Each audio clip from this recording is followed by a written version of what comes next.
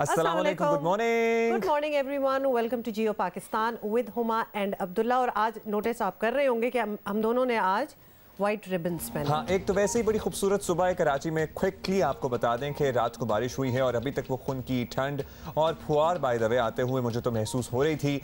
इसकी बात तो हम तफसील से आगे चलकर करेंगे, लेकिन ये वाइट रिबन क्यों पहना हुआ है? पर्टिकुलरली हम तमाम मर्दों से, लड़कों से, बच्चों से मुखातिब होकर कहेंगे कि वाइट रिबन कैंपेन इसलिए चलाई जा रही है, इसका मकसद ये है कि तमाम मर्द मुत्तहिद हों और ख़वातीन के ख़िलाफ़ जो तशद्दुद होता है, जो अब्यूज़ होता है, जो डोमेस्टिक अब्यूज़ है, चाहे वो ज़हनी हो या जिस्मानी हो, उसको रोकने के लिए अपना किरदार अदा करें। Basically the concept is to educate, to tell other men around us that the concept of masculinity can be very positively used। कितनी आपने अच्छी बात की है, बड़ी अच्छी तरह एक्सप्लेन भी किया है। और ये मैसेज अगर आदमियों की तरफ से ही आदमियों को जाए तो उसका एक लेवल, एक वेटेज बिल्कुल मुख्तलिफ होता है। और आपको कुछ स्टैट्स भी अगर हम बताएं, जो कि लेटर इन द शो आपको बताएंगे कि पाकिस्तान में ऑन एवरेज 5 ख़वातीन में से हर 4 जो होती है वो फिज़िकल अब्यूज़ यानी फ़िज़िकल तशद्दुद जो है उससे गुजरती है। आई मीन इवन अगर आप स्टैट्स पढ़ें तो माइंड बॉगलिंग है कि कोई कुछ कर क्यों नहीं रहा। अब बहुत सी सेंसिटिविटी आ गई है, लोग सेंसिटाइज हो गए हैं, लोगों को पता चल गया है कि इस चीज़ से आप जितनी भी आपकी आर्ग्यूमेंट्स हों, जितनी भी डिसएग्रीमेंट्स हों, वो बातों से हो सकती हैं। हाथ उठाने की किसी को कोई ज़रूरत नहीं है। और वैसे ही just that show off power जो एक इंसान फील करता है किसी पे भी तशद्दुद करके, दैट नीड्स टू स्टॉप।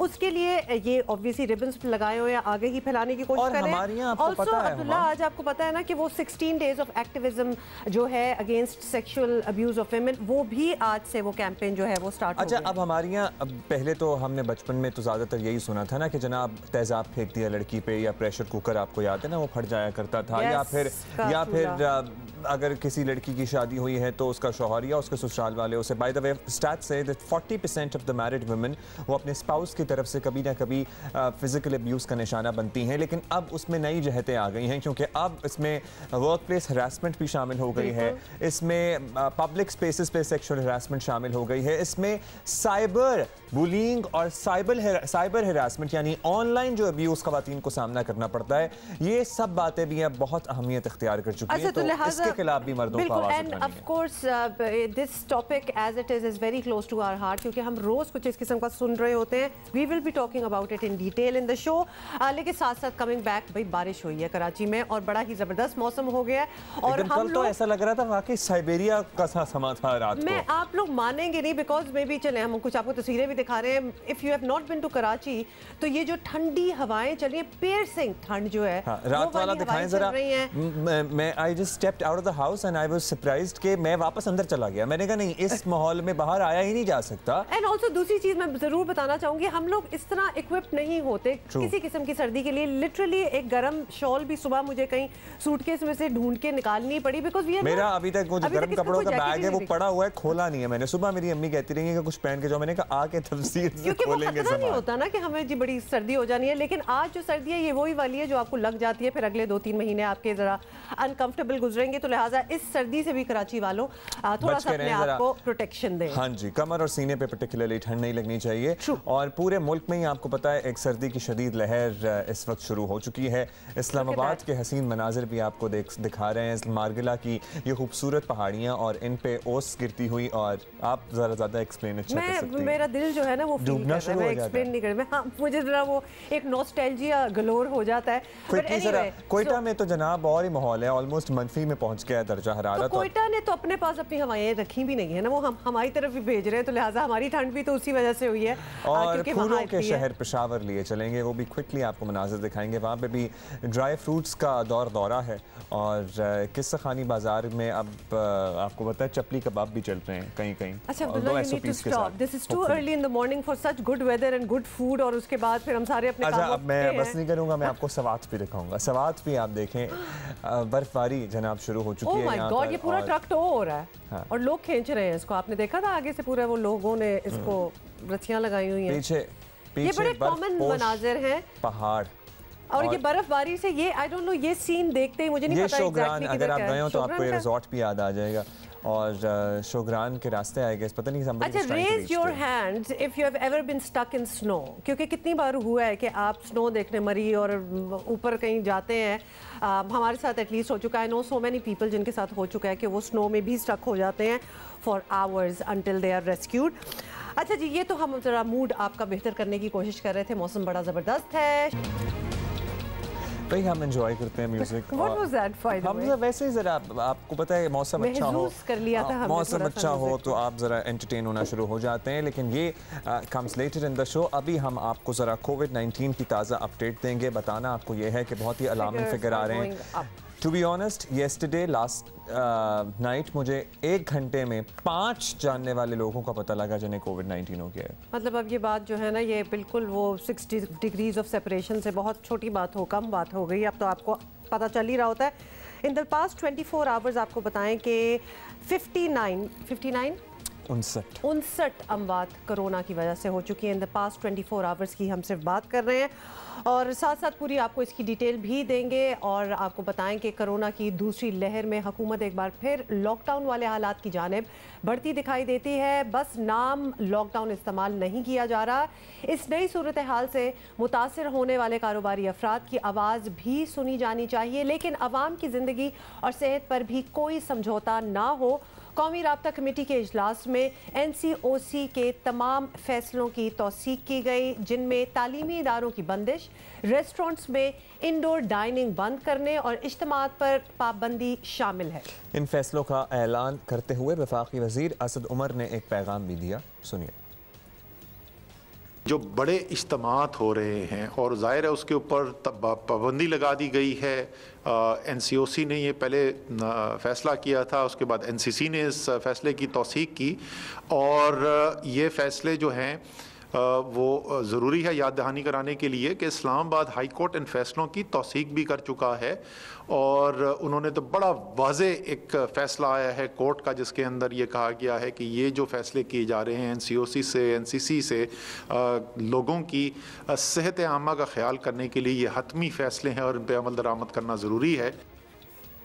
इन इक़दामात के साथ साथ बाजार मार्केटें 6 बजे बंद करने, शादियों की तकरीबात रात 9 बजे ख़त्म करने, मेहमानों की तादाद 200 तक महदूद करने और खाना डब्बों में देने के अहकामात पहले ही आ चुके हैं। सिवाय ट्रांसपोर्ट और सनतों के ये कमोबेश वही इक़दामात हैं जो कोरोना की पहली लहर में लॉकडाउन करार देकर उठाए गए थे, लेकिन इस बार मुख्तलिफ शोबों की तरफ से ज़्यादा एतराज़ात सामने आ रहे हैं और लोग भी ज़ाहिर परेशान पहले ही थे, बीमारी की वजह से भी परेशान हैं और फिर हालात आपके सामने ही हैं। बिलाशुबा कुछ बातें जायज़ भी होंगी, मिल बैठ कर ज़ाहिर है कोई काबिल कबूल हल निकालना होगा और इसमें परेशानी का इजहार करने से बहुत बेहतर है कि सब लोग अपने तय रिस्पॉन्सिबिलिटी का मुजाहरा करें ना, सब लोग अपनी जिम्मेदारी समझें, तो फिर सारा निज़ाम भी चलता रहेगा और मे बी इस बीमारी को भी हम कंट्रोल कर सकेंगे। अभी तो साल मतलब इतना भारी, इतना मुश्किल साल, ऐसी ऐसी चीज़ें हुई जो पहले हमने कभी ज़िंदगी में देखी नहीं, तो इतनी जल्दी भूल कैसे गए। अभी वो चल रहा है, तो लिहाजा ऑलरेडी जो हमारे SOPs थे हमें डेफिनेटली उन पर मेंटेन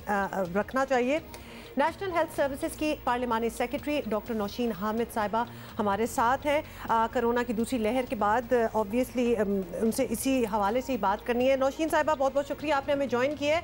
दूसरी लहर की बात हो रही है कोरोना की, तो कोरोना की दूसरी लहर के बाद स्कूल भी बंद हो रहे हैं, इज्तिमात पर भी पाबंदी है, कारोबार पर भी ऑब्वियसली बंदिश आ गई है, बस सन्नतें ही खुली रह गई हैं। तो हुकूमत इन हालात को लॉकडाउन कहे ना कहे, हालात तो वही हैं। हुकूमत क्या अब भी यही समझती है कि इस तरह के हालात पैदा करके कोरोना से बचा जा सकता है? अब मसला ये है कि हुकूमत इस वक्त मईशत का पहिया भी साथ साथ चला के रखना है हम लोगों ने और साथ साथ कोरोना के फैलाव को भी रोकना है। तो इसलिए आपने देखा है कि अभी दुकानें बंद नहीं की गई, मार्केट्स बंद नहीं की गई, उनके टाइम्स को लिमिट किया गया है। वहाँ पे SOPs की अमल दरामद को यकीनी बनाने के लिए सख्ती की जा रही है। तो ये हुकूमत की ये पॉलिसीज़ मैं समझती हूँ कि डेफिनेटली जो है ये कोरोना के फैलाव को रोकने में कामयाब होगी। नौशीन साहिबा, ज़ाहिर है ये सब पाबंदियाँ ऐसी नहीं हैं कि आवाम अस खुद कोरोना SOPs पर अमल दरामद करने को तैयार नहीं है और इसकी वजह यही होगी कि वो इसे संजीदा नहीं ले रहे हैं। प्रॉबेबली आवाम इस वबा को मज़ीद संजीदगी से लें, इसको समझें, एहतियात करें। इसके लिए आप क्या काम कर रहे हैं, क्या वजह आपको समझ आती है? Why aren't we that serious about it? लेकिन जी ये बहुत अफसोसनाक बात है कि इस वक्त अवाम जो है वो इतनी एक हमारे मुल्क को एक सीरियस थ्रेट है। और दिन ब दिन जिस तरह से फिगर्स बढ़ते चले जा रहे हैं, आज 3000 पॉजिटिव केसेस आए हैं। हॉस्पिटल्स की कैपेसिटी जो है वो अब हम बिल्कुल उसकी सैचुरेशन की तरफ जा रहे हैं। वेंटिलेटर्स पे जो पेशेंट्स हैं बहुत सारे शहरों में 200% उनमें इजाफा हो गया है। अब मैं समझती हूँ कि अगर ये सारे फिगर्स जो कि आप लोग भी मीडिया पे बार बार बता रहे हैं और हुकूमत भी बार बार इस चीज़ के बारे में वार्न कर रही है, ये सारे फिगर्स को देखते हुए भी आवाम जो है वो सीरियस नहीं हो रही। अभी भी आप सड़कों पे चले जाएं तो लोग बगैर मास्क के जो हैं वो झमघटों में खड़े हैं, दुकानों पे रश लगा हुआ है। तो अब ये अवाम को अवेयरनेस के बावजूद अगर वो अमल दरामद नहीं कर रहे तो मैं फिर इसको हम लोग क्या समझें कि हमारे मुल्क में शायद लिटरेसी रेट कम है, या शायद लोग जो है वो ये समझ रहे हैं कि ये बीमारी सिर्फ अमीरों की बीमारी होती है, ये आम पब्लिक को नहीं लगती। तो ये सारे मिसकॉन्सेप्शंस हैं जिसका बहुत एक सीरियस रिजल्ट आ रहा है और हम लोग एक बहुत और मजीद गंभीर सिचुएशन की तरफ जा रहे हैं। जी बिल्कुल, इसका बड़ा ही खतरनाक किस्म का रिजल्ट सामने ही आ रहा है। अच्छा नौशीन साहिबा, हुकूमतें पाबंदियां लगाती रहे लेकिन इस मरतबा सियासी जमातें हों या कारोबारी अफराद वो ये सब मानने को तैयार नहीं। हमें साफ नज़र आ रहा है जिस तरह पॉलिटिकल रैलीज चल रही हैं, जिस तरह मार्केट सारी खुली हुई, तो क्या वक्त आ नहीं गया कि अवाम की जानो माल के तहफ़्फ़ुज़ को यकीनी बनाने के लिए NCOC फैसलों पर अमल दरामद ना करने वालों के खिलाफ सख्ती की जाए, कोई कार्रवाई की जाए, कुछ तो एक्शन होना चाहिए। एक टेक्निकल इनपुट होता है जिसकी रोशनी में ये फैसले किए जाते हैं और इनके ऊपर सख्ती से अमल दरामद कराने के लिए अब हुकूमत जो है वो कुछ सीरियस एक्शंस लेगी, जिसके अंदर फाइन्स, जुर्माने भी होंगे, जिसके अंदर अरेस्ट भी हो सकते हैं, जिसके अंदर जगहों को सील भी किया जा सकता है। हुकूमत की हद्दुल इम्कान कोशिश है कि मईशत को और आम आवाम की रोज़ी को रोके बगैर जो है हम लोग इसके फैलाव को रोक लें। और ये उसी सूरत में मुमकिन होगा कि अगर अवाम जो है वो कोऑपरेट करेगी, और अगर वो नहीं करेगी तो फिर हुकूमत जो कानून है वो हरकत में आएगा और इन पर सख्ती से अमल दरामद कराया जाएगा। जी सख्ती से अमल दरामद कराया जाएगा। देखें, हम बहुत शुक्रिया आपका नौशीन हामिद साहबा, लेकिन नौशीन हामिद साहबा कह लें, हम यहाँ पर बैठ के कह लें, इवन के वज़ीर आज़म साहब TV पे आके बार बार आपको ताकीद कर दें, खुद जिम्मेदारी का जब तक एहसास नहीं करेंगे इस बीमारी को नहीं रोका जा सकता। अभी भी कितने लोग हैं, वैसे अब मुझे लगता है कि I see people around wearing masks. Yes, I do too. लेकिन I was speaking to my friends in Lahore, और लाहौर में मुझे अभी भी मेरे कज़न्स वगैरह बता रहे थे कि बहुत ही कम रुझान है, एटलीस्ट उन्होंने नहीं देखा। लेकिन मेरी गुज़श्ता चंद दिनों में जितने लोगों से मुलाकात हुई हो, चाहे वो दूध वाला आ रहा हो दूध देने के लिए या फिर मुझे कारपेंटर से एक काम था, everybody came to my house wearing a mask. Yes, they do.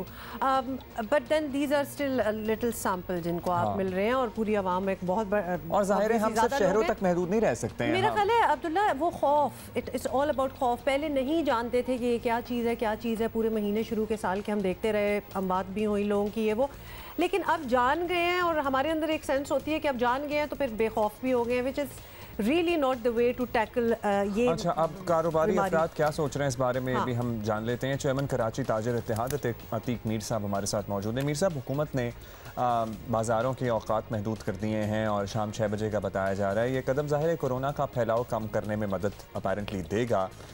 ताजिरों को क्या एतराज़ है इन सारे फैसलों पर? अभी तक 6 बजे मार्केट बंद करना तो ये इतना जल्द हो जाएगा कि अभी तो, क्योंकि कराची में खुसूसन और उमूमन मुल्क के दीगर बड़े शहरों में कल्चर तकरीबन 12 के बाद कारोबार का है, तो 6 बजे इतना कम वक्त रह जाता है कि जिसकी वजह से आज ताजिर समझते हैं कि कम से कम 10 बजे से आप 8 बजे तक महदूद कर देते तो कुछ उन चीज़ों का सद्देबाब हो जाता कि जो कारोबार को मुतासिर कर सकते हैं। It's a great time to change that culture. बिल्कुल, वो भी मैं कहने ही लगी थी, अगर वो कल्चर भी बदल जाए, अभी दुनिया के साथ हम आ जाएं, इतना लेट क्यों हर चीज़ करते हैं। खैर एनीवे, अतीक मीर साहब, अब याद भी आपको दिलाना है और आपसे इस पर बात भी हमने पहले की थी कि कोरोना की पहली लहर में ताजरों ने वादे करके, कस्में खा के मार्केट्स खुलवा ली कि कोरोना SOPs पर मुकम्मल अमल होगा, लेकिन और ये कोई बात ये रिफ्यूज़ नहीं कर सकता क्योंकि इस पर रत्ती बराबर अमल नहीं हुआ था।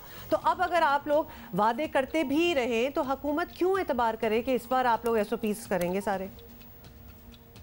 हमने देखा कि सिर्फ मार्केटों की हद तक दबाव रहा कि SOPs पर अमल किया जाए, लेकिन गली मोहल्लों की दुकानों में, गोश्त मार्केटों में, सब्ज़ी के बाज़ारों में, कहीं पर भी गल्ला मार्केटों में SOPs पर अमल करवाने की कोशिश नहीं की गई। तो ये एक तखसीस है, तफरीक है, मैं समझता हूँ एक इम्तियाज़ है। तो ऐसा नहीं होना चाहिए। इस दफ़ा एक अच्छी रिवायत हम देख रहे हैं कि अभी हुकूमत की सख्ती या हुकूमत के इक़दाम तो बात की बात है, काफ़ी हद तक हम बाज़ारों में देख रहे हैं कि लोगों ने मास्क लगाने शुरू कर दिए हैं। इस मरतबा आगाही ज़्यादा है। अतीक मीर साहब, बहुत शुक्रिया हमसे बात करने का। लेकिन वही बात हो गई कि अब जल्द से ये जो सारे PDM वगैरह के भी हो रहे हैं, तो one puts it on the other कि जी उन्होंने बंद नहीं किए तो हम क्यों बंद करें। इस तरह होता रहा तो कोई कुछ करेगा ही नहीं।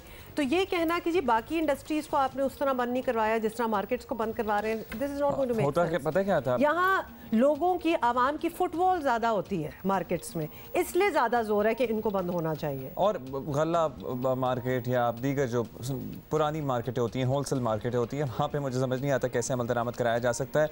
जहाँ एंड कंज्यूमर जाता है वहाँ तो दुकानदार ही ज़्यादा जाते हैं। एंड कंज्यूमर जाता है, क्या हो रहा था कि एक दुकान में मैं गया अपने बेटे के लिए कुछ जूते लेने के लिए, और हम सब ने तो मास्क पहने हुए थे लेकिन दुकानदार ने नहीं पहना हुआ था। तो अब ऐसे में क्या कर लेंगे आप? इसलिए प्लीज़ जितने कारोबारी अफराद हैं खुद भी रिस्पॉन्सिबिलिटी का मुजाहरा करें। अच्छा जी, शादी हॉल्स वाला भी एक इम्पॉर्टेंट, किसी को भी निगेट नहीं किया जा सकता कि वो अगर एतराज़ कर रहा है या वो अगर परेशान है तो वो नाजायज़ परेशान है, वो जायज़ परेशान है। उसने इन्वेस्टमेंट की हुई है, वो कारोबार करने के लिए बैठा हुआ है, उस इंडस्ट्री के साथ हज़ारों लाखों लोगों का रोज़गार एसोसिएटेड है। Secretary marriage halls association Khawaja Tariq साहब हमारे साथ मौजूद हैं। तारिक साहब, मेहमानों की तादाद की बंदिश है, फिर औकात भी कम कर दिए गए हैं, लेकिन ये सब शराइत ऐसी हैं जिन पर अमल हो सकता है। ताउन करेंगे आप लोग हुकूमत के साथ? जो SOP सख्त हैं हम उस पर बिल्कुल अमल दरामद कराने की कोशिश करेंगे, लेकिन इसमें हमारी एक रिजर्वेशन है जो कि कल जो नोटिफिकेशन आया है उसमें हमने जो है अपनी रिक्वेस्ट आगे रेज कर दी है, तो कि अभी तक हमारी मीटिंग नहीं हो पाई है। और उसमें हमारा कहना यही था कि जो फेडरल की तरफ से जो रिकमेंडेशन थी regarding timings and number of guest, उसमें हम रिक्वेस्ट करेंगे इस फोरम से, आपके फोरम से, कि जी देखें कराची की जो सिचुएशन है ट्रैफिक की और ऑफिसेज के क्लोजर टाइमिंग्स के हवाले से, तो हमारी रिक्वेस्ट है कि इसको वापस जो है वो 10 बजे और 300 मेहमानों पे लाया जाए, जो कि फेडरल NCOC की तरफ से रिकमेंडेशंस है। दूसरा एक प्रैक्टिकल इशू ये है कि एक कोई भी वेन्यू जहाँ पे 200, 250 या 300 लोग आए हुए होते हैं, तो वो जाहिर है आपने डिस्टेंसिंग भी मेंटेन करनी है कोविड की वजह से, तो उसके अंदर तकरीबन आधे से पौन घंटा अमूमन एग्जिट करने के अंदर लगता है। तो it would be more practical कि अगर ये इसको वापस 10 बजे पे लाया जाए। ठीक है, तो यानी कराची के लिए आप कह रहे हैं कि चूंकि यहाँ का एक और ट्रैफिक का निज़ाम है, यहाँ के टाइमिंग्स भी लेट और यहाँ तो अगर आप 5:30 या 5 बजे के बाद निकल जाएं तो आप 8 बजे ही घर पहुँचना है, तो आप 9 बजे किसी शादी में नहीं पहुँच सकेंगे। और अगर बुफे नहीं लगना है और इंडिविजुअल टेबलों पे खाना सर्व होना है तो उसमें पौना घंटा 1 घंटा लग जाता है। तो we could sit here and debate कि 10 होना चाहिए कि 9 होना चाहिए, not that it's our decision, लेकिन क्यों नहीं प्राइवेट वेडिंग्स? मतलब इतना अच्छा ट्रेंड इस साल एक स्टार्ट हो ही गया था कि आपकी लिटरली लोगों की जूम पे भी शादियां हो रही हैं। प्राइवेट वेडिंग्स 200 की तो प्राइवेट वेडिंग ही होती है। अगर हम अपने इंटीमेट रिश्तेदार भी लगा लें उसमें भी बस 50 कर लेना, हम 50 से ज्यादा ही हो जाते हैं। आपको पता है बहन भाई ज्यादा होते हैं, तो फिर ये फैमिलीज छोटी होनी चाहिए। ये बहुत ज्यादा बच्चे पैदा हो रहे हैं इस मुल्क में और ये फैमिलीज बहुत बढ़ती जा रही है। सिर्फ खाला मामू चाचू ताया और फुप्पो को लगा लें तब भी 100 लोग तो बन ही जाते हैं माशाल्लाह, सबकी आगे शादियां हुई होती हैं। तो बस इमीडिएट को बुलाए ना, वो सेकंड थर्ड में ना जाए। हम लोग को तो इतना शौक है मजमा लगाने का भी, तो फिर कर ले। और अब तो वैसे बेहतरीन मौका है कम खर्च में शादी करने का, क्योंकि कोई एतराज़ भी नहीं कर सकेगा कि ये कार्ड के ऊपर विद फैमिली क्यों नहीं था, सिर्फ मिस्टर एंड मिसेस क्यों था। There are times when people call up कि आपकी वो मेहंदी वाला कार्ड नहीं आया शादी के कार्ड के साथ, तो ये भी होता रहा है पहले। और बात सुने, वो बच्चों को नहीं, अच्छा वो हम ये बड़ी तफसील में चले जाएंगे, ब्रेक लेते हैं।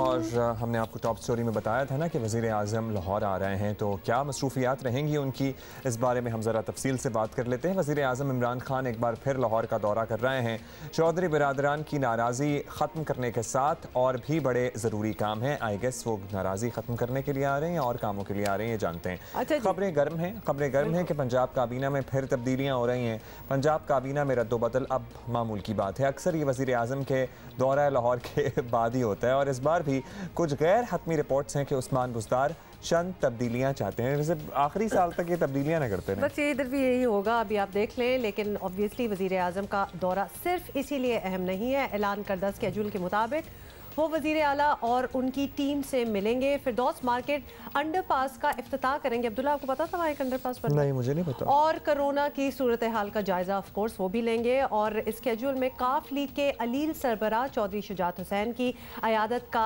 कहीं जिक्र नहीं। इस मामले पर काफ लीग नाराज़गी का इजहार भी कर चुकी है और इसके अलावा भी मुस्लिम लीग काफ पिछले कई माह से हुकूमत से उखड़ी उखड़ी नजर आती है। उनकी भी मजबूरियां हैं, लेकिन सुनिए क्या कहते रहे। बेरोज़गारी बढ़ती जा रही है, महंगाई बढ़ती जा रही है, लॉ एंड ऑर्डर के बुरा हाल है, करप्शन जो है उसके अंदर इतनी बढ़ोतरी आ गई है कि लोग अब 500 वाली रिश्वत के 5000 भी ऑफ़र करते हैं तो अगला कहता है नहीं मुझे 50,000 दो।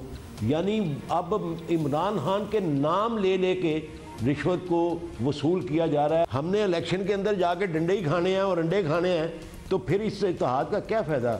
ये हमें अकेले नहीं पड़ेंगे, ये PTI को भी पड़ेंगे। अच्छा जी, वज़ीर आज़म का दौरा लाहौर एक मौका है कि वो इत्तेहादियों के तहफ़्फ़ुज़ात अगर दूर कर सकते हैं तो कर दें। वैसे भी आजकल अपोजिशन जमातें हुकूमत पर दबाव बढ़ा रही हैं। ऐसे में किसी इत्तेहादी का नाराज़ रहना हुकूमत के लिए कोई भी ऑब्वियसली अच्छा शगुन नहीं है। इसी पर बात करते हैं ब्यूरो चीफ जियो न्यूज़ लाहौर रईस अंसारी साहब हमारे साथ मौजूद हैं। रईस साहब, वज़ीर आज़म इमरान खान आज लाहौर का दौरा कर रहे हैं, क्या हम तवक्को करें वो जो काबीना में रद्दोबदल की खबरें हैं उनमें कितनी सदाकत है, कौन जा रहा है, कौन आ रहा है, और फिर इत्तेहादियों का मामला उस पर तो बाद में चले बात करते हैं आपसे। देखिए जी, वज़ीर आज़म लाहौर आ रहे हैं और जो उनका टेंटेटिव प्रोग्राम है उसमें उन्होंने जो फिरदौस मार्केट अंडरपास है उसकी सॉफ्ट लॉन्चिंग करनी है, महकमा बल्दियात के बारे में कोई ब्रीफिंग है, IG और चीफ सेक्रेटरी से मिलना है। उस दौरान 10 मिनट के लिए वो वज़ीर आला पंजाब से भी अलहदा मुलाकात करेंगे और इसी तरह जो वजारत कानून के जो वज़ीर हैं हमारे, उन्होंने किसी उस पर कानून साजी पे ब्रीफिंग देनी है और जो कोरोना का मामला है उस पर जो डॉक्टर फैसल हैं वो भी उन्हें कोई ब्रीफ करेंगे। ये तो उनका एक टेंटेटिव प्रोग्राम में लाहौर आना है। लेकिन इस जो प्रोग्राम में जो शेड्यूल है जो आपने पूछा उसमें कहीं भी अभी तक तो कोई प्रोग्राम नहीं है कि वो चौधरी शुजात की इयादत के लिए जाएंगे। लेकिन वो प्राइम मिनिस्टर हैं, हाथी के पाँव में सबका पाँव, जो मिसाल है वो ये कह रहे हैं कि हो सकता है कि अगर उनका कोई मूड बने तो चले जाएं। लेकिन अभी तक उनके जो टेंटेटिव प्रोग्राम है उसमें वज़ीर आज़म अभी तक उनके घर जाने का कोई प्रोग्राम नहीं है। और हमारे चौधरी बरादरान से भी कल उनसे राब्ते हुए थे और गवर्नमेंट से भी, तो उनकी तरफ से भी चौधरी बरादरान की तरफ से ये आया था कि अगर प्राइम मिनिस्टर ने आना हो तो कोई ना कोई उन्हें बता दिया जाता है। लेकिन अभी तक जो है वो उन्हें कोई इन्फॉर्मेशन नहीं है। और ये कह लें कि इनडायरेक्ट उन्होंने ये भी कहा कि अभी कोई उन्हें दिलचस्पी भी नहीं है। अब इसमें बात है उनकी नाराज़गी की। पहले तो इमरान खान कहीं नाराज़ हुए, लेकिन अब चौधरी बरादरान नाराज़ हैं। इसकी थोड़ी बैकग्राउंड मैं आपको बताता चलूँ, बल्कि थोड़ी बहुत नई इन्फॉर्मेशन भी है कि जब चौधरी साहब बीमार हुए थे, जर्मनी गए थे, उससे जाने से पहले चौधरी साहब परवेज़ लाई, तारिक बशीर चीमा, मोनिस लाई, सालक हुसैन जो उनके MNA थे, ये तमाम लोग वज़ीर आज़म से मिले थे और उसमें मसला उठा था मोनिस लाई की वजारत का। तो वज़ीर आज़म ने ये कहा कि आप मोनिस की जगह सालक हुसैन या चौधरी शुजात के बेटे को वज़ीर बना लें। तो उन्होंने कहा भाई हमारे घर का मामला है, जिस तरह चौधरी शुजात ने हुक्म किया उस तरह ही चलना है। उस पर तारिक बशीर चीमा ने कहा कि जनाब हम आपको तमाम लोग रिज़ाइन देने को तैयार हैं, हमारे से रिज़ाइन ले लें, हमें कोई स्पीकरशिप नहीं चाहिए, कोई वजारत नहीं चाहिए, हम 5 साल आपके साथ गैर मशरूत चलने को तैयार हैं, आप हमारे से बेशक रिज़ाइन ले लें। और उसमें चौधरी शुजात ने कहा छोड़ें, आज वो जो कहते हैं ना मिट्टी पाओ, उसने कहा आज के बाद मोनिस लाई की वजारत पे कोई बात नहीं होगी। फिर वो बीमार हुए जर्मनी में, उनको ये गिला था क्योंकि ये चौधरी बरादरान रख रखाव वाले आदमी हैं, कोई वज़ीर आज़म ने एक फ़ोन भी नहीं किया उनकी आदत के लिए। लेकिन जो अगली नाराज़गी शुरू हुई, जो आपको नई बात बताएं, जब मौलाना फजलुर रहमान का धरना शुरू हुआ जी, मौलाना फजलुर रहमान के धरने में जो कमेटी बनी उसमें परवेज़ लाई भी थे जी, लेकिन चौधरी शुजात और परवेज़ लाई अलहदा भी मिलते रहे।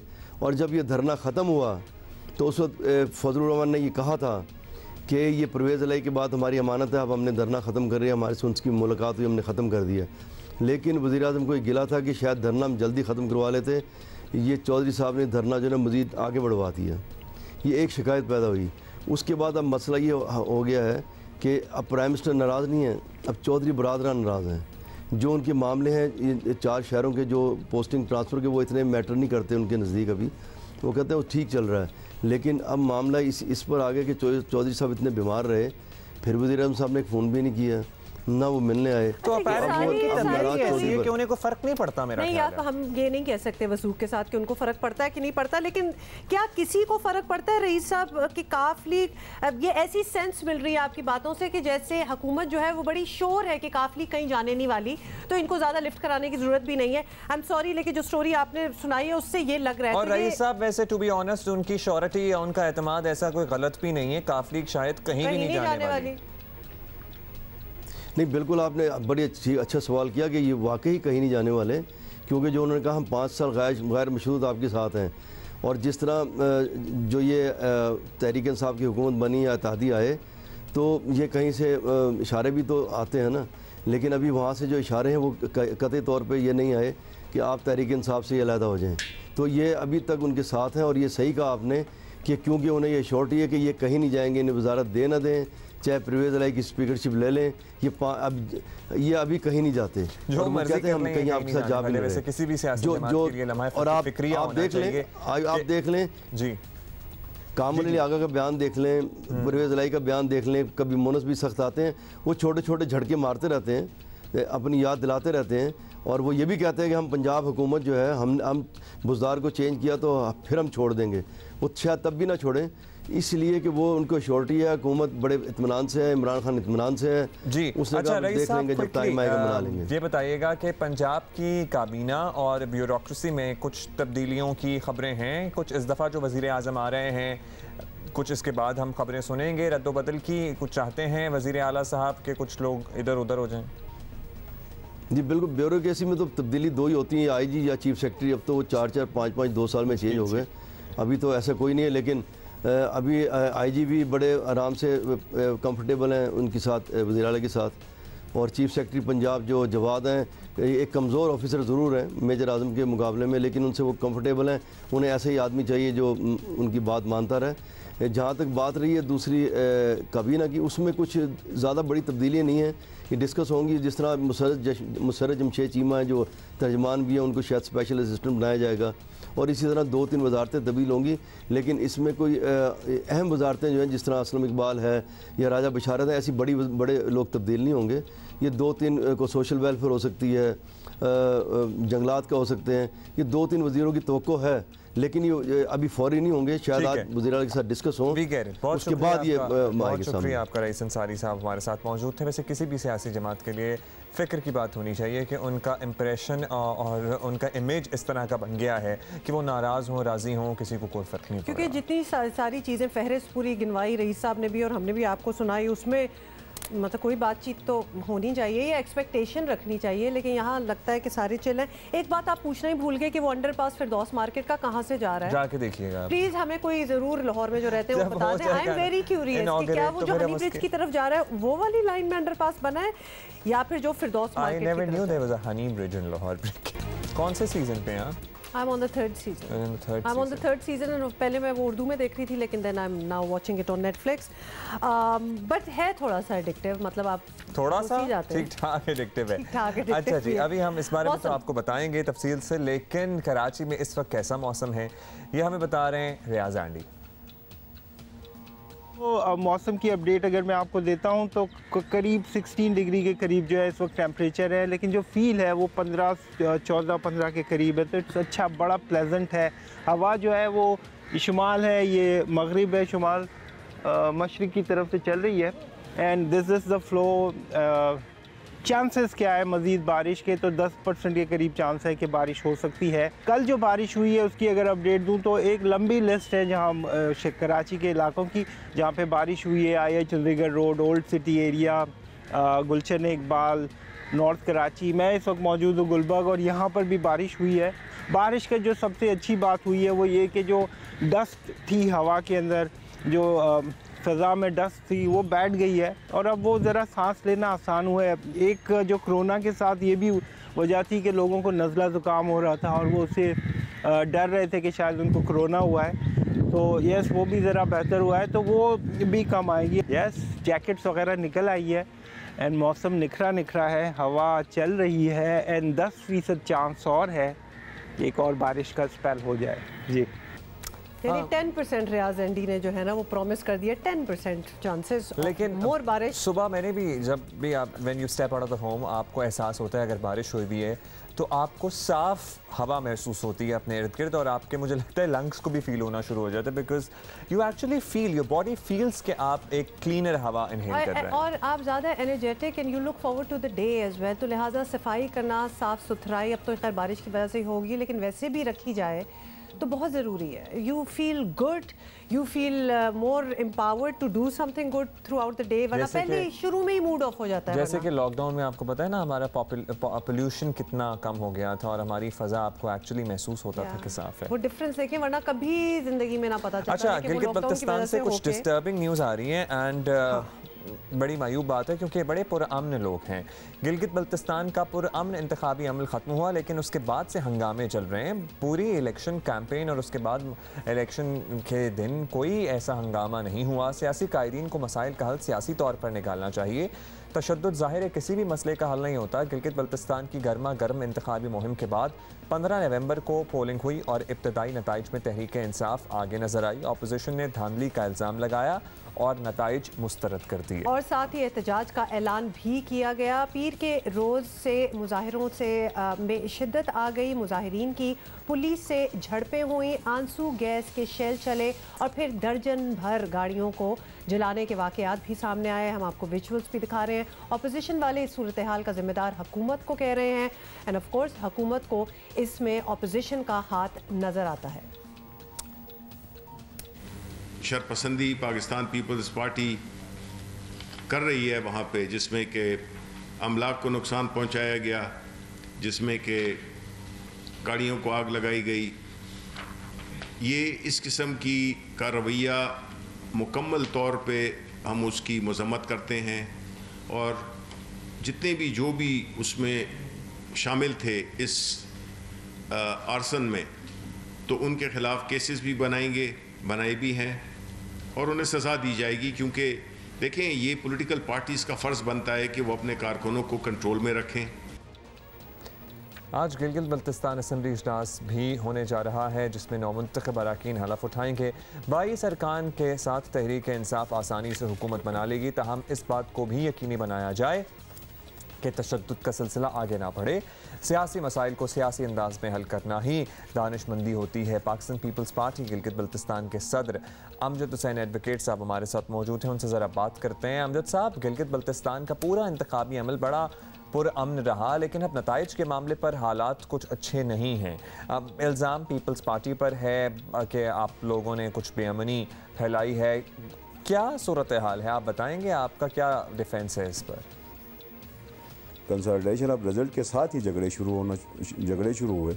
अभी तो सिर्फ एक हल्का खुला है, सिर्फ एक हल्के के ऊपर इतना बड़ा झगड़ा पैदा है। अभी दीगर हल्कों के ऊपर रिकाउंटिंग की दरखास्तें मौजूद पड़ी हुई हैं, किसी भी हल्के को अभी नहीं खोला गया।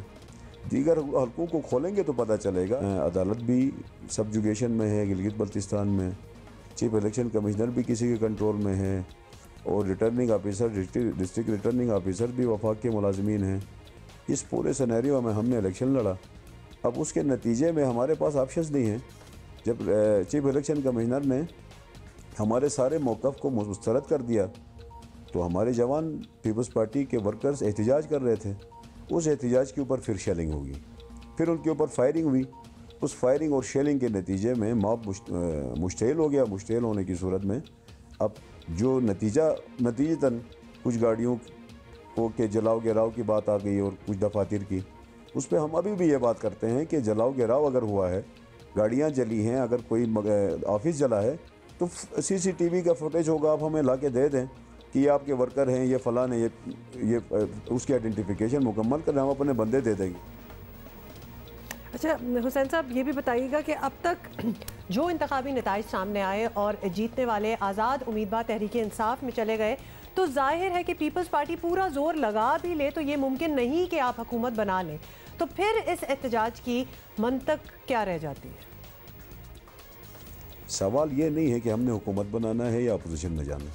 सवाल सबसे बड़ा ये है कि धांधली की गई है, बदतरीन धांधली की गई है और इस बदतरीन धांधली के नतीजे में पाकिस्तान तहरीक इंसाफ को सिर्फ 8 सीटें मिली हैं।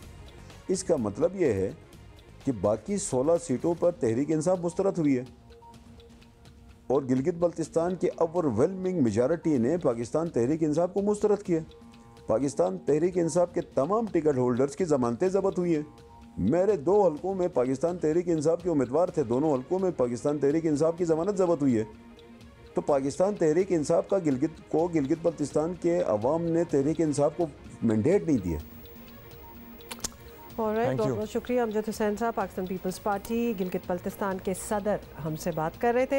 एक और पर्सपेक्टिव लेते हैं, तर्जुमान गिलगित बल्तिस्तान हुकूमत फैजुल्ला फिराक हमारे साथ हैं, उनसे बात कर लेते हैं। सबसे पहले तो आपसे ये पूछना चाहेंगे कि गिलगित बल्तिस्तान के इंतखाबात खासे पुरअमन तरीके से हुए और बड़ी अच्छी बात है, हमने काफ़ी दिखाया भी स्क्रीन्स पे, लोगों ने भी देखा, लेकिन इसके बाद हालात कंट्रोल में क्यों नहीं रहे, ये बहुत बड़ा सवाल है। हुकूमत के हाथ से सब कुछ कैसे निकल गया? गुज़िश्ता दिनों जो हुआ नाखुशगवार वाक़ा, कुछ सरकारी गाड़ियाँ जलाई गई नामालूम अफराद की जानिब से, तो हम ये समझते हैं कि ये मसले का हल नहीं है और इस वक्त ये भी नहीं है कि गिलगित बल्तिस्तान में कोई इतनी बड़ी बदअमनी है। हालात मुकम्मल तौर पर काबू में हैं, सिक्योरिटी इदारे मुतारिक हो चुके हैं और जिन लोगों ने सरकारी गाड़ियों को जलाने की कोशिश की है उन तक पहुँचने की कोशिश हो रही है और वज़ीर आला गिलगित बल्तिस्तान मीर अफजल साहब की खुसूसी हिदायत पर तमाम सिक्योरिटी इदारे मुतारिक हो चुके हैं। पुलिस अपना काम पूरी तरीके से कर रही है, रेंजर्स हमारे साथ ताउन कर रहे हैं और इस वक्त गिलगित बल्तिस्तान में अल्हम्दुलिल्लाह 10 अजला में पीस है, अमन है और सस्टेनेबल अमन है। अच्छा सर, ये बताइएगा कि अब हुकूमत का इल्ज़ाम पीपल्स पार्टी पर है और पीपल्स पार्टी का इल्ज़ाम हुकूमत पे है कि वो तो पुरअमन एहतजाज कर रहे थे, आंसू गैस की शेलिंग की गई और लाठी चार्ज हुआ, लेकिन बात यह है कि ये सियासी मामला है, सियासी बातचीत से ही हल होना है अल्टीमेटली, तो इस पर क्यों नहीं काम कर रहे आप लोग? हाँ, ये जो पीपल्स पार्टी और हुकूमत का मामला नहीं है, ये बहुत सारी अपोजिशन जमातों का धांधली का इल्ज़ाम है और हुकूमत और ना हुकूमत और पीपल्स पार्टी का झगड़ा है, ना पीपल्स पार्टी और हुकूमत का झगड़ा है। इसमें मुख्तलिफ सियासी जमातें और कुछ कैंडिडेट्स के ग्रीवेंसेस हैं जिसको इलेक्शन कमिश्नर और इलेक्शन ट्रिब्यूनल ने दूर करना है। निगरान हुकूमत का किसी तो इस चीज़ से ताल्लुक़ नहीं है। निगरान हुकूमत का काम है पीस मेंटेन करना और निगरान हुकूमत का ये मैंडेट था कि वो इलेक्शन की निगरानी करे। वो भरपूर तरीके से इस निगरान हुकूमत ने अपने फ़र्ज़ को निभाया है। बहुत बहुत शुक्रिया हमसे बात करने का फैजुल्ला फिराक, तर्जुमान गिलगित बल्तिस्तान हुकूमत हमसे बात कर रहे थे। बात यह है कि जब वो सारी एक कैंपेनिंग चल रही थी तो इतना पीसफुल था, लोग आ रहे थे, एक मेले का फिजा आपको पता है जब हो रहा होता है तो कुछ ये लगना स्टार्ट हो जाता है। फ़ौरन जब आपको फैसले पसंद नहीं आए या फिर जो भी हुआ उसके बाद इस किस्म के हालात इतनी खूबसूरत जगह में, मतलब इट डजंट मेक सेंस, और फिर एक दूसरे पे इल्ज़ाम लगाना ऐसा नहीं होना चाहिए। मेरा ख्याल है इस मामले का कोई सियासी हल ही निकलना चाहिए, बिकॉज़ तशद्दुद at the end of the day is not a solution for anything. और ख़वातीन से ज़्यादती रेप के ख़िलाफ़ हुकूमत नया और मज़ीद सख्त कानून ला रही है, अच्छा कदम है, लेकिन आज ख़वातीन पर तशद्दुद के ख़ात्मे के आलमी दिन पर ये याद दहानी करा देनी चाहिए कि सिर्फ कानून नहीं, सोच बदलने से ही ये मसला हल होगा। मुल्क भर में ज़्यादती, ख़ास तौर पर मोटरवे वाक़े के बाद जिनसी जराइम में मुलव्वस अफराद को सख्त तरीन सज़ाओं की तजवीज़ सामने आई। तैयारी कर रहे हैं एक बिल की, लेजिस्लेशन की, जिसमें इबरतनाक सज़ा हो, खौफज़दा हो लोग, ये करते हुए उनको पता हो कि किसी की जब वो ज़िंदगी तबाह करेंगे तो उसके कॉन्सिक्वेंसेस है। सो इंशाअल्लाह ये बिल तैयार हो रहा है, ये आपके सामने चंद दिनों में हम पेश करेंगे। कल वफाकी काबीना के इजलास के बाद ऐलान किया गया कि ये कवानीन अब काबीना से मंजूर हो चुके हैं। चूँकि ये इसमें सज़ाएँ काफ़ी सख्त हैं तो जाहिर है कि इसमें एक कानून इतना स्पेसिफिक होना चाहिए, इतना क्लियर होना चाहिए कि उसमें कोई गलती ना हो जाए। तो इसलिए ये एक बड़ा अहम कानून है और हम ये समझते हैं कि इस कानून के आने से काफ़ी फ़र्क पड़ेगा और एक बहुत एक ही अच्छा एक डेटरेंट होगा, जिसकी वजह से जो लोग इस जुर्म के मुर्तकिब होते हैं उनको कड़ी से कड़ी सज़ाएँ दी जाएंगी। और आपको ये भी बताएं कि अक़वाम मुत्तहिदा के मुताबिक इस साल में ख़वातीन पर घरेलू तशद्दुद में भी बहुत इजाफा देखा गया, जिसकी वजह ऑफ कोर्स कोरोना वबा और लॉकडाउन की सूरत हाल रही। इस मसले को शैडो पेंडेमिक करार दिया गया है। आज ख़वातीन पर तशद्दुद के ख़ात्मे का दिन इसी सोच और अज़म साथ मनाना चाहिए कि महज हुकूमती सतह पर नहीं, बतौर माशरा इन जराइम के ख़िलाफ़ मिलकर जद्दोजहद करें। और जितना करने का, मैं आपको पता है कि हमने ये भी लगाया हुआ है कि किस तरह मर्द हजरात जो male members of our society हैं वो कितनी मदद कर सकते हैं एक आगे ही फैलाने में। There have to be other ways to deal with arguments. और ज़ाहिर है वाइट रिबन कैंपेन का मकसद ये है कि हम मर्दों को, पर्टिकुलरली जो यंग नौजवान लड़के हैं ना, उनको एम्पावर करें, उन्हें एजुकेट करें कि किस तरह से आप ख़वातीन के साथ अपनी मर्दानगी को एक बेहतर तरीके से इस्तेमाल करते हुए उनको तहफ़्फ़ुज़ भी फराहम कर सकते हैं और उनको आगे बढ़ने में मदद दे सकते हैं। और ये आपकी रिस्पॉन्सिबिलिटी है। अगर तो आपके घर बच्चियां हैं, आप उनके भाई हैं, वालिद हैं, शौहर हैं, आपने उनको तहफ़्फ़ुज़ देना है या आप ही विलन बन जाएंगे उनकी ज़िंदगी में, ये भी एक सोच है। ये बड़ा अहम फैसला होता है। रहनुमा पाकिस्तान तहरीक इंसाफ सेनेटर फैसल जावेद हमारे साथ मौजूद हैं, उनसे बात करते हैं। बहुत शुक्रिया सेनेटर साहब। आज ख़वातीन पर तशद्दुद के खात्मे का दिन मनाया जा रहा है और इस दिन हमें खबर मिलती है कि हुकूमत ने ज़्यादती करने वालों को सख्त सज़ाएं देने का कानून बनाया है। बड़ी इनकरेजिंग बात है। इस कानून की ज़रूरत कैसे महसूस की आप लोगों ने? इस पर क्या थॉट प्रोसेस था? क्योंकि ज़ाहिर है इस पर डिबेट तो बहुत अरसे से जारी थी। देखिए, बहुत ज़्यादा ज़रूरत है इस कानून की। काफ़ी अरसे से इस पर बहस हो रही थी। आए दिन केसेस भी बढ़ रहे हैं और उसकी बड़ी वजह यह है कि केसेस रिपोर्ट नहीं होते। जो रिपोर्टिंग रेट है वो बहुत कम है और पूरी दुनिया में कन्विक्शन रेट ओवरऑल बड़ा कम है। लेकिन इन चीज़ों को भी एड्रेस करना ज़रूरी है। अब रिपोर्ट क्यों केसेस नहीं होते? ये ब्लैकमेल कर लेते हैं लोगों को और विक्टिम बेचारा जो है या मुआशरती तकाज़ों की वजह से वो सामने नहीं आते या फिर ब्लैकमेल इनको कर दिया जाता है। तो उसके ऊपर भी काम हुआ। इस बिल के अंदर एक कम्प्रिहेंसिव बिल आ रहा है जिसमें नंबर 1 कन्विक्शन रेट ज़्यादा और नंबर 2 रिपोर्टिंग रेट ऊपर जाए। ये कंसर्न्स उसमें एड्रेस कर रहे हैं कि विक्टिम की आइडेंटिटी को रिवील नहीं किया जाएगा, गवाह जो है उसकी आइडेंटिटी को उसको तहफ़्फ़ुज़ दिया जाएगा, प्रोटेक्शन दी जाएगी और साथ ही में सख्त से सख्त सजाएं, यानी कि डेटरेंस पैदा हो। अच्छा फैसल, आप ये सुन चुके होंगे कि अक्सर सवाल ये होता है कि कवानीन तो पहले भी बहुत सख्त हैं लेकिन इन पर अमल दरामद नहीं होता, इम्प्लीमेंटेशन नहीं होती, तो इसलिए सज़ाएं सख्त करने से ज़्यादा ज़रूरी है सज़ाएं मिलना यकीनी बनाना। तो क्या हुकूमत इससे इत्तफाक करती है? बहुत ही ज़बरदस्त आपने बात की है। और जब पहले भी जो बिल बने थे हमने हमेशा कहा कि जब तक बिल या कानून जो मसवदा एक पीस ऑफ पेपर है भाई, जब तक वो इम्प्लीमेंट नहीं होता है तो इम्प्लीमेंटेशन जो है वो बहुत ज़रूरी है और ये बिल उसको भी एड्रेस कर रहा है। मिसाल के तौर पे अगर कार्रवाई नहीं होती तो कार्रवाई ना करने वाले ऑफिसर के खिलाफ कार्रवाई होगी। तो इसके अंदर ये चीज़ें भी शामिल की हैं और उसकी बड़ी वजह यह है कि अमल दरामद, सज़ाओं का होना, सज़ाओं पे अमल दरामद होना, कन्विक्शन होनी, ये सारी चीज़ें इम्प्लीमेंटेशन से रिलेटेड जितने स्टेप्स हैं वो इस बिल में एड्रेस करने की कोशिश की है। हमारा कन्विक्शन रेट बहुत ज़्यादा कम है और आपने कहा कि इस सिलसिले में आगाही देना होगी और जो इन मुजरिमान को बचाने की कोशिश करते हैं फिर उनको सज़ाएं दी जाएंगी। ये बड़ा अच्छा पॉइंट है। अब फैसल साहब, अब नया कानून आने के बाद जो केमिकल कैस्ट्रेशन की बात हो रही है उनको एक प्रोसेस के ज़रिए नामर्द बनाया जाएगा। हम ज़रा क्लियर अल्फाज में बताना चाहते हैं ताकि ज़रा लोगों में खौफ भी आए। ख़वातीन को भी ज़ाहिर आगाही देना होगी ताकि वो परसू करें अगर खुदा न खास्ता उनके साथ कोई मसला होता है। पुलिस को भी थोड़ा हसास बनाना पड़ेगा, ख़ासतौर पर अदालतों में ये मुकदमा तेज़ी से चलें और ये बड़ा टायरिंग धक्के खाने वाला प्रोसेस है कि हेयरिंग पे हेयरिंग हो रही है और जो विक्टिम है उसको किस अजियत से गुजरना पड़ता है। और एक अजियत से तो गुजर ही गए, उसके बाद अगर उस पर वो कार्रवाई भी करना चाहें, उस पर इन्वेस्टिगेशन भी कराना चाहें, क्या प्लान है इस सिलसिले में? दोबारा ना हो, क्या करेंगे आप लोग? हमने पहले ये भी देखा सियासी पुष्टपनाई भी हासिल होती थी।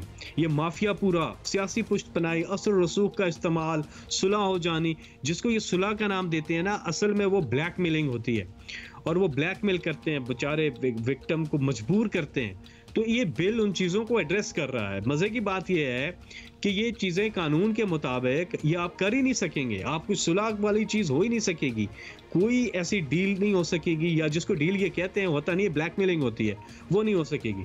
तो ये ज़रूरी था इस बिल का आना और साथ ही में बिल्कुल इम्प्लीमेंटेशन स्ट्रेटजी, तो उसके अंदर कई चीज़ें एड्रेस हो रही हैं और फिर डेफिनेटली एक विल होती है हुकूमत की कि उसको इम्प्लीमेंट करके दिखाए। तो वो विल सिर्फ हुकूमत ने नहीं दिखानी है, वो हम सब ने दिखानी है। फिर मैं रिपीट करता हूँ, आपने, हमने, कम्युनिटी वर्कर्स ने, इदारों ने, हुकूमत ने, मीडिया ने, सब ने मिल के इसको करना है और इंशाल्लाह वो इम्प्लीमेंटेशन होगी। आए मिल के करते हैं, आए इस कॉज को पकड़ते हैं और इसको आगे लेके जाते हैं। बेसिकली अवेयरनेस देने की बात है। बहुत बहुत शुक्रिया। रहनुमा पाकिस्तान तहरीक इंसाफ सेनेटर फैसल जावेद खान हमसे बात कर रहे थे। और पाकिस्तान में वैसे तो बहुत इदारे हैं जो इस सिलसिले में काम कर रहे हैं। अमरीकी सफारत खाना जो पाकिस्तान में पर्टिकुलरली कराची में जो है वो भी बड़े इस सिलसिले में कोशिश कर रहा है कि लोगों में आगाही फैलाई जाए, बात की जाए इस मौजू पे। हमारे साथ अमरीकी कौंसलेट की तर्जुमान ब्रिटनी स्टुअर्ट मौजूद हैं। Brittany, thank you so much for taking out the time for us. First up, we would like to know what is this 16 days of activism against gender-based violence campaign that you guys are doing, and why is it so important? The 16 Days of Activism Against Gender-Based Violence campaign is an annual campaign that began in 1991, and it's a global initiative which is essentially aimed at highlighting and challenging gender-based discrimination and violence. It begins on November 25th, which is International Day for the Elimination of Violence Against Women, and it ends on December 10th, which is International Human Rights Day. And I think this is a very important campaign and issue, not just for women, but for men as well. Women make up 50% of the world population. And so when their safety and their health and their well-being is threatened, this not only impacts the individual, but also their family and their community and ultimately society. So therefore, responding to violence against women is a human rights imperative, and the United States is committed to empowering women around the world because we believe that promoting their equal rights and status is a key foreign policy priority. True, 50% दुनिया की आबादी का ख़वातीन है, उनको तहफ़्फ़ुज़ देना, ये तो कोई आज हम 2021 भी शुरू होने वाला है और आज भी ये बात कर रहे हैं। 10 दिसंबर तक जनाब ये मुहिम जारी रहेगी। All right, Brittany, we have seen US Embassy being involved in advocating a lot of issues related to women. So what issues does the US consulate in Karachi this time plans to address during this 16-day campaign? Yes, so the U.S. consulate in Karachi, in partnership with our U.S. embassy in Islamabad and our other consulates in Lahore and Peshawar, are organizing a number of programs spread across the 16 days. So at the consulate, we are collaborating with the Digital Rights Foundation to organize an online campaign to raise awareness about online violence against women and to promote their digital safety. And this campaign will take place on the Digital Rights Foundation's social media pages, as well as the U.S. consulate's page. Brittany, we are trying to draw some parallels here. Do you think that the core issues surrounding gender equality and impediments to growth for women are similar across the world? Unfortunately, violence against women is a global challenge. It occurs in both public and private spaces, such as homes and schools and in the workplace, and both in developed and developing countries. So in order to prevent and ultimately respond to this issue, it requires all of us around the world to take action, regardless of what your religion, what your gender, what your class is. We all need to work together to address and solve this important issue. All right. Thank you so much for talking to us. बड़ा ही अफसोस होता है actually, किसी से भी दुनिया के कोने में किसी से भी बात कर लो तो वो कहते हैं कि प्रॉब्लम्स बिल्कुल सेम है हमारी, बेशक डेवलपिंग दुनिया हो, अंडर डेवलप्ड कंट्रीज हो, जहाँ भी कुछ हो रहा हो, ख़वातीन पे तशद्दुद, ख़वातीन के ये मसले होते हैं। इनइक्वालिटी ख़ास तौर पे जो होती है, इट्स एवरीवेयर। तो हमें सारों को मिल के ही इनको एड्रेस करना है। तो लिहाजा जब इस किस्म के कोई दिन होते हैं, 16 डेज ऑफ एक्टिविज्म हो जाए, विमेंस डे हो जाए, कुछ भी हो जाए, वो पूरी दुनिया साथ उसको ऑब्जर्व करती है और मनाती है, बिकॉज इश्यूज हमारे वही हैं। और पर्टिकुलरली आपको पता है ना, ड्यूरिंग कोविड-19 लॉकडाउन हुआ था तो कितनी हमने इस पर भी बात की थी कि डोमेस्टिक अब्यूज़, डोमेस्टिक वायलेंस जो है वो ख़वातीन पर बढ़ गया था ड्यूरिंग दीज लॉकडाउन डेज, क्योंकि फ्रस्ट्रेशन थी, फाइनेंशियल स्ट्रेस था, और आपको सबसे करीब तरीन कमज़ोर कौन नजर आता है? खातून, जिस पे आप अपनी और अगर आपके घर में ही तशद्दुद हो रहा हो, कहीं इधर उधर भी ना हो रहा हो, घर के लोग ही, घर के मर्द हजरात जो होते हैं वो ही तशद्दुद अगर कर रहे हो किसी फॉर्म में भी हो, और आप बंद जाएं एक ही घर में, एक ही कमरे में उनके साथ फॉर डेज, जिस तरह लॉकडाउन पे हुआ, तो चांसेस आप देख लेंगे कितने ऊपर जाते हैं। दैट इज एग्जैक्टली और तशद्दुद again we would really like to mention, सिर्फ जिस्मानी नहीं होता, ज़हनी टॉर्चर तो उससे ज़्यादा ख़तरनाक होता है, उससे ज़्यादा अजियत देता है। और you must have seen girls around you जो कि जिन पे कोई फिजिकल टॉर्चर नहीं हो रहा होता, लेकिन उन्हें जहनी तौर पर इतना टॉर्चर दिया जा रहा होता है कि वो बिल्कुल अपने सेंसेस खो देती हैं। वो होपलेस हो जाती हैं। They have nothing to look forward to, they can not aspire to be something, aim to be someone, कुछ नहीं कर सकते। उनको बिल्कुल एक मेंटली किल कर देने वाली बात होती है। कभी कभार लगता है कि वो वाला तशद्दुद जो है वो ज़्यादा ख़तरनाक है देन एनीथिंग फिजिकल। ट्रू। वफाकी हुकूमत कराची के लिए नए मंसूबों का ऐलान कर रही है, लेकिन हैरत अंगेज़ बात यह है कि जिन मंसूबों की तकमील का कराची वालों को शिद्दत से इंतज़ार है, जिनमें अब ज़्यादा काम नहीं बचा है, उन पर चूंटी की रफ्तार से काम हो रहा है। तो आप हैरान क्यों हैं इस बात में? एक और चूंटी तो मुझे लगता है फिर भी तेज़ हो। एक और सा जानवर होता है स्लॉथ, मेरा ख्याल है वो बहुत ज़्यादा स्लो होता है। उर्दू में बताएं। SLOTH, पता नहीं, मुझे तो अंग्रेजी में पता। स्नेल टाइप चीज़? नहीं, स्नेल भी वैसे स्लो ही होता है। साल साल से जारी मंसूबों का ये हाल है, तो जो अब ऐलानात हो रहे हैं वो अगले 10 साल बाद हम बात कर रहे हैं। अगली जनरेशन देखेगी ना, ऐलान हो जाना चाहिए, बाकी बात की बात है। 2 दिन पहले क्या हुआ? 2 दिन पहले गवर्नर सिंध इमरान इस्माइल और वफाकी वज़ीर असदुद्दीन ने कराची में 2 अरब 36 करोड़ की लागत के नए BRT कॉमन कॉरिडोर मंसूबा शुरू करने का ऐलान किया। जो ग्रीन लाइन का क्या बना है वो नहीं कंप्लीट। 2 अरब 36 करोड़, टू मेनी जीरोस। 2 अरब मतलब 2 अरबिक्स नहीं, 2 अरब 200 करोड़। या राइट, व्हाटएवर। अच्छा जी, ये मंसूबा आपको ये भी बता दें कि 2022 में मुकम्मल होना है, तो आप अगली जनरेशन की बात कर रहे हैं, ये 2 साल में हो भी जाएगा। सुन ले ज़रा। अहमद रुश्दी का पुराना गाना याद आ गया, बंदर रोड से किमाड़ी मेरी चली है घोड़ा गाड़ी, बाबू हो जाना फुटपाथ पर। तो घोड़ा गाड़ी तो ख़त्म हो गई, लेकिन एक मॉडर्न ट्रांसपोर्ट का निज़ाम कराची को आज तक ना मिल सका, और ये वाकई में एक संग मील होगा कराची के लिए। पहला एक मॉडर्न ट्रांसपोर्ट का निज़ाम यहाँ पर कराची की बुनियाद रखी जाएगी। वज़ीर आज़म फ़िक्रमंद है कराची के लिए। वो हर बार हर हफ्ते जब असद उमर को हिदायत देकर कराची भेजते हैं कि कराची जाओ और मज़ीद वहाँ के जो ऑनगोइंग प्रोजेक्ट्स हैं या नए प्रोजेक्ट्स हैं उसके ऊपर करो, और हर हफ्ते हमारी एक मीटिंग होती है कराची के प्रोजेक्ट्स के ऊपर। चलिए, ये तो आपने सुन लिया, और इस मंसूबे से वफाकी हुकूमत को बहुत तवक्कुआत हैं, लेकिन ग्रीन लाइन, K4, KCR और कराची के दीगर कई ऐसे मंसूबे तकमील की राह देख रहे हैं। वफाकी हुकूमत की इत्तेहादी MQM भी शिकवा करती आ रही है कि कराची को नज़रअंदाज किया जा रहा है। लेकिन हम तो क्योंकि इत्तेहादी हैं, फिर कराची के नुमाइंदे भी हैं, तो हैरान कौन तौर पे हमें वो काम होता हुआ उस तरह नज़र नहीं आ रहा है। सूरत हाल बता दी कि इस हवाले से बेचैनी है। ये 1100 अरब इस शहर पे लगाने थे तो उनके ज़रिए लगवाने चाहिए थे जो इस शहर को जानते हैं। अगर उनके ज़रिए कमीशन कमाना था तो कोई भी आ सकता है। हम एक तरफ तो कोलिशन में हैं, हमने 7 वोट डाले, आपकी हुकूमत बनी, आपका प्राइम मिनिस्टर आया MQM के वोटों से, और उसके बाद अगर आप इस फेडरल मिनिस्टर को कंट्रोल नहीं कर सकते तो फिर हम भी कुछ सोचेंगे। छोड़ें। सवाल तो MQM से भी बनता है कि वो वफाकी काबीना में होते हुए इस शहर के लिए क्यों कुछ नहीं कर पा रहे। दूसरी बात, वफाकी हुकूमत नए सूबे ज़रूर बनाए, लेकिन जो मंसूबे ज़रूर बनाए, लेकिन जो मंसूबे पहली हुकूमतों में शुरू हुए हैं उन्हें पहले मुकम्मल कर ले ताकि आवाम को रिलीफ मिले। और सबसे बड़े मंसूबा तो हमारे सामने ग्रीन लाइन तैयार पड़ा है, बस उसको फिनिश करना है और उस पर बसें चलानी है। फिनिशिंग बेसिकली उसकी होनी है। वफाकी काबीना में MQM की नुमाइंदगी करने वाले वज़ीर बराए IT अमीनुल हक हमारे साथ हैं। अमीनुल हक साहब, आपसे पूछना चाहते हैं कि गवर्नर सिंध और असद उमर साहब ने कराची में BRT कॉमन कॉरिडोर मंसूबे का भी इफ्तिताह कर दिया, तो इससे पहले वफाक ग्रीन लाइन सर्विस, जिसका भी हम जिक्र भी कर रहे थे, उसको भी चलाने का ऐलान कर चुके थे। तो K4 वगैरह भी हैं, बहुत से और मंसूबे हैं, किसी भी मंसूबे पर ज़्यादा अमल होता नज़र नहीं आ रहा।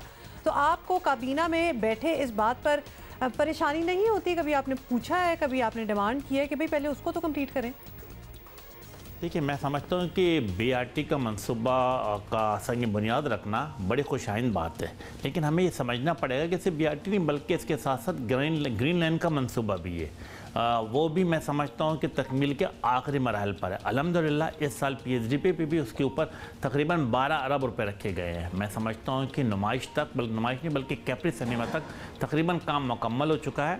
इंशाअल्लाह ताला ग्रीन लाइन का मंसूबा आप देखेंगे कि जून तक या जुलाई तक लाजमी तौर पर इसकी ओपनिंग हो जाएगी फ्रॉम सुरजानी टाउन टू कैप्रिसनीमा तक, और इसके बाद अगला मंसूबा मैं समझता हूँ कि 2022 में भी इसको मुकम्मल कर लिया जाएगा, 2022 मार्च में। इसी तरीके से देखा जाए तो बहुत सारे मंसूबे हम अगर देखते हैं कि कराची में जैसे कहते हैं कि पिछले आज से 6 महीने पहले कराची में 3 बड़े फ्लाईओवर डिस्ट्रिक्ट सेंट्रल में बनाए गए, गार्डन रोड बनाया गया 1 अरब रुपए की लागत से, मंगोपे रोड भी तकरीबन 1 अरब रुपए की लागत से बनाया गया। बुनियादी तौर पर जिम्मेदारी किसकी बनती थी? सूबाई हुकूमत की, लेकिन सूबाई हुकूमत की नाकामी नाहरी नज़र आती है, कराची दुश्मनी नज़र आती है, जिसके बिना पर वफाक को इन्वॉल्व होना पड़ा और वफाक ये काम करा रहा है। बड़ी अच्छी खबर मैं आपको देता हूँ कि कराची के अवाम को अल्हम्दुलिल्लाह आप देखेंगे कि चंद महीने के अंदर 50 के करीब फायर टेंडर मिलने वाले हैं। कराची KMC को दिया जा रहा है और इसके साथ साथ 2 स्नार्कल भी और 2 बाउज़र भी हैं। ये भी तकरीबन आखिरी मराहल में है। चलें होपफुली जी। अब ये भी बता दें अमीन साहब कि अब बात ये भी की जा रही है कि कराची के लिए बड़ा ज़बरदस्त पैकेज का ऐलान किया गया था भी है भी, अरबों रुपए होंगे। आपके ख्याल में अगर अमल हो गया तो सियासी तौर पर क्रेडिट पीपल्स पार्टी को मिलेगा, तहरीक इंसाफ को मिलेगा, या MQM का भी कुछ हिस्सा होगा इस क्रेडिट में? देखिए, बुनियादी तौर पर MQM पाकिस्तान कराची को ओन करती है। हमारा मसला हम क्या चाहते हैं, हमारी ख्वाहिश है कि कराची के अवाम का मसाइल हल किया जाए। पूरे पाकिस्तान को पता है कि कराची पानी की बूंद बूंद को तरस रहा है। सूबाई हुकूमत जी कराची के लिए कोई काम करने को तैयार नहीं है। वफाकी हुकूमत ने अगर 1.1 ट्रिलियन की जो कराची के लिए डेवलपमेंट पैकेज दिए, ये कराची पे कोई एहसान नहीं है, बल्कि कराची के अवाम को उसका हक दिया जा रहा। और मैं आपको यकीन दिलाता हूँ कि इंशाअल्लाह ताला कराची के अवाम अगले 3 साल में 1.1 ट्रिलियन जो पैसे डेवलपमेंट पैकेज दिए गए हैं कराची के अवाम को, इंशाअल्लाह ताला वो अगले 3 साल में 3.3 ट्रिलियन करके वफाक हुकूमत को वापस भी कर देंगे। तो यहाँ बात क्रेडिट की नहीं है, बल्कि कराची के अवाम को सहूलत पहुँचाने की है, मिल बैठ कर कराची को जैसे कहते हैं कि रोशनियों का शहर बनाने की है। जैसे अमीनुल हक साहब, एक पैकेज से कराची का कुछ बनने वाला नहीं है, तो ये बात तो सारों को पता ही है। कराची के लिए वफाक को लॉन्ग टर्म कुछ करना है और यहाँ की मौसर आवाज़ काबीना में आपकी ही हो सकती है। तो क्या वज़ीर आज़म को ये बताया जाता है कि उनकी कितनी दिलचस्पी चाहिए, मज़ीद दिलचस्पी चाहिए इस शहर को? देखिए, बेशक वफाक काबीना में MQM का एक ही नुमाइंदा है, जो पहला खालिद अब्दुल सिद्दीकी भाई था, मैं मौजूद हूँ। जब अर्बन सिंध के इश्यूज़ आता है यकीनन तौर पर काबीना में उसकी आवाज़ उठाई जाती है, जिसकी मिसाल मैं आपको देता हूँ कि इलेक्ट्रिक की जब टैरिफ बढ़ाया जा रहा था तो हमारी दरख्वास्त उसको 3 महीने के लिए मौखर किया गया। हाउस बिल्डिंग फाइनेंस कॉर्पोरेशन को नेशनलाइज करने की बात की गई, हमारी दरख्वास्त पर मौखर कर दिया गया। इसी तरीके से हैदराबाद यूनिवर्सिटी, मैं समझता हूँ कि यस उसका काम का इब्तिदा हो चुका है। इंशाअल्लाह ताला वफाकी काबीना में MQM पाकिस्तान हमेशा शहरी सिंध की आवाज़ बुलंद करती रहेगी। और खुशाइंद बात यह है कि वज़ीर आज़म साहब बड़े गौर से MQM की बात को सुनते भी हैं। चलें, थैंक यू अमीन साहब। होपफुली जिसका असद उमर साहब ने ऐलान किया वो मनसूबा भी 2022 तक मुकम्मल हो जाए। जो बाकी पेंडिंग हैं प्लीज़ ग्रीन लाइन मुकम्मल कर दें। अच्छा ठीक है, इंशाल्लाह वो तो हो जाएगी। लेकिन ग्रैमीज़ 2021 जो हैं उनकी नॉमिनेशंस अनाउंस कर दी गई हैं, जिनमें बहुत से लोग हैं। बियॉन्से हैं, टेलर स्विफ्ट हैं, दुआ लिपा है। मेरा ख्याल है सारे अवार्ड्स दुआ लिपा को मिल जाने चाहिए। और इसके अलावा BTS के गाने डायनामाइट को भी नॉमिनेट किया गया है। मिल जाएगा, मेरा ख्याल है हो जाएगा। तो ये नॉमिनेशंस हैं जी, और दैट्स ऑल फॉर टुडे। और कावन के लिए भी बड़ी तैयारी हो रही है ना? कावन के लिए इतनी तैयारी हो रही है उसके जाने की कि सुना ये जा रहा है, एलिजिडली कहा जा रहा है कि 27 को यानी परसों द स्टार शर herself is coming to Pakistan. Can you believe? और वो खुद खुदाफिज करने आ रही हैं कावन को। नहीं, साथ लेके जाने आ रही हैं। अच्छा, कैम्बोडिया जा रहा है, आपको पता है ना? अच्छा जी, कल बात करेंगे इस पे। खुदाफिज। Have a great day. Wear mask.